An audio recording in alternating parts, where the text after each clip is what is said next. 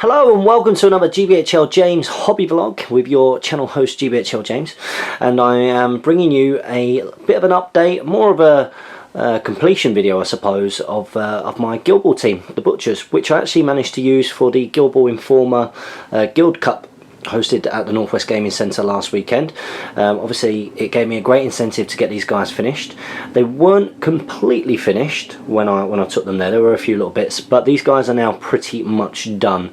There are a couple of little highlights left to do on the areas where I missed the skin, such as Brisket's belly, and also Ox and the Boar, their feet. So still some highlights still now. I also need to paint the rabbit on Rage and do some highlights in Shank's hair, but apart from that these guys are pretty much done. So what I'm going to do is I'm going to zoom in and I'm going to go through all of the different ones and you guys can tell me what you think. So there we go. So we start things off with Rage. Now I have to say I really enjoyed painting this guy. Really enjoyed painting him. I thought he was relatively easy to paint. That's this guy over here on the left. Sorry, before we go. Relatively straightforward to paint. No particular kind of dramas there with him. He's not got a lot of surface area in particular. A lot of his detail is pretty defined, what is meant to be what. Of course he is missing his arms, but apparently if I send an email to Steamforged then they will sort that out for me. So pretty chuffed with how he turned out. And then next up is probably one of my favourites actually. A lot of people prefer, or seem to prefer, the Kickstarter version, which is a lot more dynamic, but I actually really like this pose now that I've painted him. So this is of course Ox. He's the leader. And yeah, I really enjoyed getting him painted up. Let's see if we can zoom in and get a little bit more detail. Come on, focus. Will it focus on him? Oh, nearly. There we go. Absolutely wonderful model to paint. Lots of character. Lots of very sort of clearly defined parts to him. As you can see, I did some blood splatter there. I used the technical paint Blood for the Blood God to do that and just flicked it across my craft knife. If I just pick him up a little bit there, maybe we can get a little bit more on the face. But he was an absolute pleasure to paint, I have to say. Really enjoyed painting him. Only really his feet now that I have left to do. Now Ian Marley gave me a really interesting question on Facebook when I put a picture on the Facebook page, and he said, how have you found painting these guys in comparison to Lord of the Rings miniatures? And I have to say, because they are more cartoony sculpts, I actually found that I needed less highlights on some of the smaller areas. I still did quite a lot of highlights on the big areas, such as the skin and the red, but not as much as I might normally have done.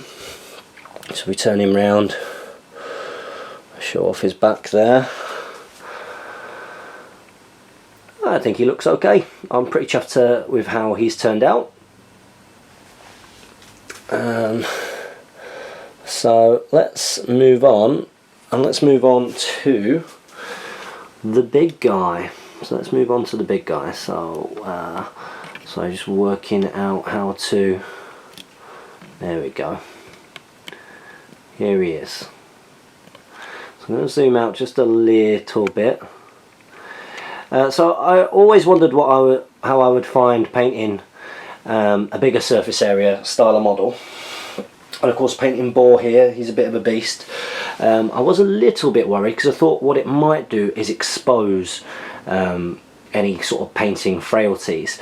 But what I actually found was that as a model, it showed me how far I've actually come. And I really did enjoy painting this guy.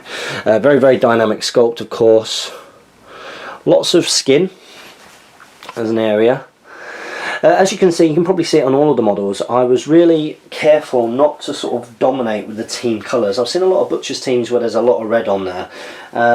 And just from a personal point of view, I thought that can take away some of the realism And of course, because we used to paint in Lord of the Rings and Hobbit miniatures, we used to painting in quite a realistic, considering it's fantasy, in quite a realistic way. And I tried to make sure I got that with the colours. So you can see there, he's actually got sort of dark green, almost sort of dark green khaki pants on, where his wrappings, he's got the red in there, but not a huge amount. So if we turn him round, and show off the other side, gives a really good example to sort of how he's turned out. And I think green always works really nice against red, seems to complement it quite well. Blues do the same as well, and bluey greys. But I was really happy with how he turned out. And if we go and have a little bit of a front shot there. There we go, and let's zoom in and have a look at the faces. The faces were pretty much a joy to paint. Come on, you got nothing else to focus on. You can focus on that. There we go. Look at that. There we go. So that's Boar. Like I say, really enjoyed painting that model. I enjoyed painting all of them, to be fair. The thing that I struggled with most was, you know, which areas to put team colours, which bits to put parts which were clearly kind of butcher's aprons, where to put leather, where to put other colours. I know that sounds a bit silly, but I found that a little bit of a struggle. Well, we've got a good shot there. Let's bring team captain in there and have a little bit of a look at his face. There we go. I found the faces really easy to do on these guys. I say easy, but you know, they weren't a challenge. There's a lot of detail in them.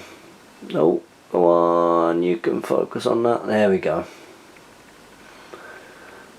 So you can see here with that guy, we clearly need to paint up his rabbit. Okay, so let's move on to the rest of the team.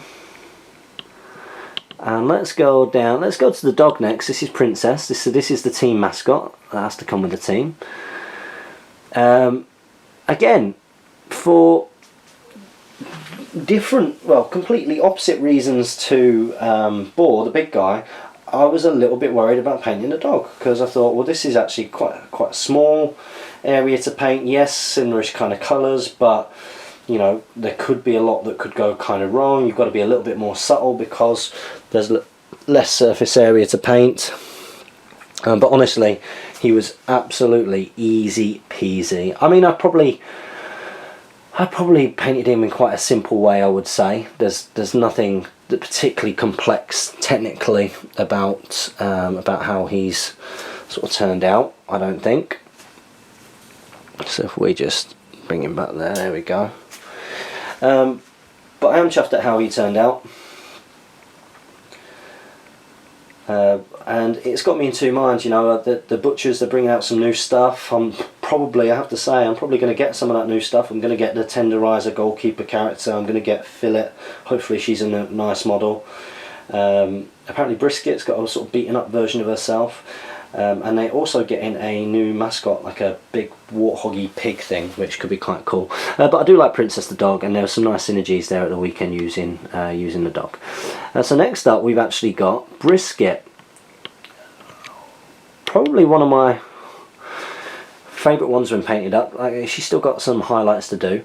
I really like how the ginger hair turned out. I actually used a Doomball brown, inked, highlighted Doomball brown on top, because Doomball brown's got a reddishness. For those of you that aren't sure which one Doomball brown is, it tends to be the colour that you would use for Urukai or Berserkers in particular. So I used that on her hair, and then I actually highlighted up to Jakero orange. I'm sure some of you took the mickey in my my hobby blog when I was talking about I wasn't sure how to highlight particular areas. As you can see, I think I've done okay there. Again, we've got some blood splatters and the like. Her face is pretty good. As a model, it looked like there were a few issues with her. Some areas where it wasn't particularly smooth, where there was a lot of rough metal. If I was patient enough, I probably would have taken a little bit of time to clean that up, I suppose. And some very small contact points. That's probably the big negative on these models. You know, they're gorgeous dynamic poses. There we go. Oh, It's like the hobby vlog all over again. Journey vlog even. There we go. So they're all really, really dynamic poses and nice models, but one of the sort of sacrifices I would say with that is the fact that, let's zoom out a touch, is that there are tiny contact points, which means that they do break relatively easily. Again, with her I went for the green, whereas with Rage and Ox I actually went for sort of more black pants. Black, I feel like I've nailed black now. I know it's a weird thing to say, but I very much found with painting that you kind of nail particular colours, and I'm pretty confident with getting good red highlights now. I'm pretty confident with certain greens, not all, but certain greens. I'm now a lot more confident with white after painting Legolas's horse, and hopefully that's shown through on these butchers as well. I'm pretty confident on a lot of greys, a lot of browns.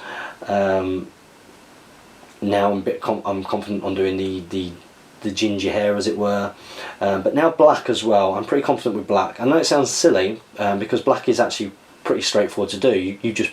You paint a black coat over your black base layer so that it is really black, so you know you're not getting that chipping and stuff, and then you do Eshin grey as a highlight, but I'm quite confident with how that turns out. However, I wanted Brisket and Boar to have the greens, demonstrating the greens, and hopefully that works quite well with her, especially because she's got the reddish kind of hair as well. Green tends to go quite well with those kind of colours, and again you can see a bit more of the technical paint, Blood for the Blood God on there.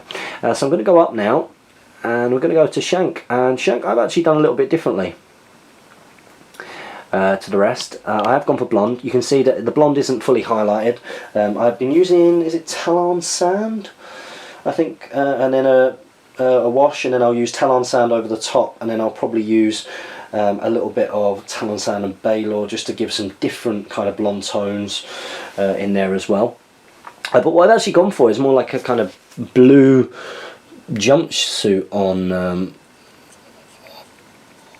on Shank. So I don't know if you can see that. That's obviously his apron there. If I turn him around, he's a very dynamic pose. There we go. But I've actually gone for sort of the blue all over, kind of almost overalls on him. Again, just to make him stand out a little bit different from the rest. And I think it works quite well. He's probably the least finished of the models, just because his hair is actually quite a big area. I also had a few paint chips on this guy, and that's mainly because he is such a dynamic pose. He does catch on a lot of bits, especially in transportation. So yeah, this is my butcher's team. I hope that you like them and you like how they've turned out. I did find them very interesting to paint, and technically sort of very, very, very different. Let's zoom out a little bit and get a shot of all of the guys together again. There we go.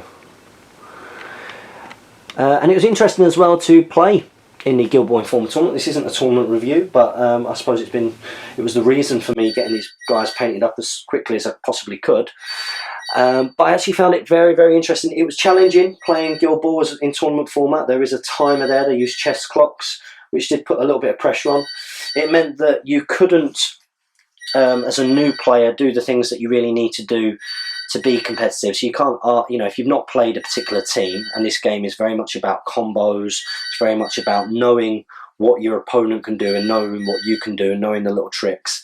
If you didn't know what your opponent's team did, then that meant that you were in a lot of trouble in a lot of ways. And there were a couple of games where, I was sat back and I had no idea what was going on. But I had great fun, and I really, really learned a lot. I probably would say that my two best players in the whole tournament were actually Brisket and Shank. The games I won, I managed to score goals. And Brisket's super shot in particular, and Shank with his movement, they were key to being able to do that. So Shank getting up, getting the ball, passing for momentum. Brisket being able to get just over the halfway line and do that super shot was brilliant. The weakest players, I would say that having Rage and Boar, although they're both tanks, because they both do similar things, they're both relatively easy to shut down, I would say, from experience. I'd keep Boar because he works in synergy quite well with some of the Butcher special rules, but I would probably drop Rage, and before the new stuff comes in, I would probably say that I would actually get Boiler back in there. You know, get Boiler back in there because he's going to offer a bit of a different threat. But I have to say, when the goalkeeper comes in, I'll probably bring the goalkeeper in because it looks like that will protect me. Interestingly, Rage, Boar were usually the first ones to go down. The big guy at the back is quite easy to hit, so teams, the better teams were kind of focusing a lot of combos, putting a lot of combos together to sort of stack up damage on him, because you could hit him quite easy. Eventually he would go down, and that was a big sort of threat removed. And Ox, actually the leader, he was very good, but he did go down quite quickly, and I did learn with him that although you can stack a bunch of influence on, sometimes it's better charging with him, because quite his board, as it were, for doing various things, so his play board, his character plays and stuff. Sorry, that phone in the background's doing my head in. It'll just be I'll answer it and it'll be blank. Sorry guys. The first few strikes he does are, you know, he can't get a knockdown or anything like that, so a lot of things were able to kind of dodge out of his reach. Overall, the team did quite well. I was quite surprised that I managed to get 3 wins, actually. The wins that I got, quite tellingly, were against opponents or teams that I played before that I understood. So I got 2 wins against Butchers because I kind of knew what they did because I played with them, and I got a win against Brewers, although that player did bring quite a few surprises. I still kind of knew what I needed to do. I actually found that quite a few teams were out hitting my Butchers, and again, mainly that was because these were more experienced players that knew how to stack various synergies to get maximum damage output. Would I recommend Guildball to people? Yes. 5 games in a day was absolutely exhausting. When I went into my final game against the absolutely wonderful Jay Clare, who brought Masons, I mean, I just couldn't get my head around it because I had no idea what they were doing, and I was exhausted, but he was a pleasure to play as usual. 5 games on the clock is pretty intense. I think I prefer playing it as a pickup game, sort of having a beer and, you know, having a chat with your opponent and doing it that kind of way and having fun that way. But I did enjoy the tournament, and a massive well done to Guildball informer Jay Finnegan, who you see on this channel quite a lot. So big thumbs up to him. If you've not gone and liked his channel, go and check that out. So I hope you like how these guys have turned out, and of course you've heard a little bit about how they performed as well, which is interesting, or I hope you found it interesting. So yeah, I think we'll finish off with a little bit of a don't forget to comment, like, share and subscribe. Support your Hobbit hobby, or your Guildball hobby, or any other hobby in fact that you've got if you're watching this. Make sure that you support Jamie on Patreon as well if you get a chance. Follow his Battle Companies campaign and the things he's doing behind the scenes. And as ever guys, happy strategy battle gaming.